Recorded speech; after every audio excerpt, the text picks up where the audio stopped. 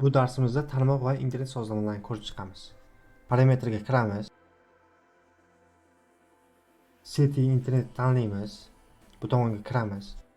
Agar bilsalaring, o'tgan darsimizda bizning kompyuterimizda qanday ulangan qurilmalar borligini ko'rganmiz. Mana shu yerdan ham kirib ko'rsa bo'ladi bu narsani. Parametr o'sha dastur esa bu tarmoqqa ulangan payti biz kompyuterlarga berayotgan sozlamamiz. Ya'ni tarmoq orqali bizning kompyuterimizda ma'lumot oladimi yo'qmi, shuni sozlayotgan joyi bu.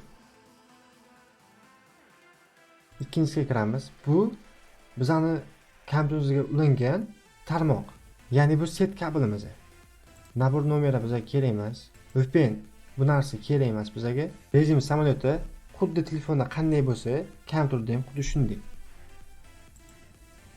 Bu bizga kerak emas.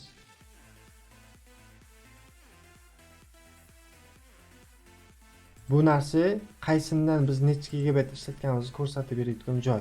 Xuddi telefonda ham biza bir oyda necha gigabayt ishlatdik yoki necha gigabayt ko'rdik, o'sha narsalarni ko'rsatib beradigan joy. Bu joy ham bizga hozircha kerak emas.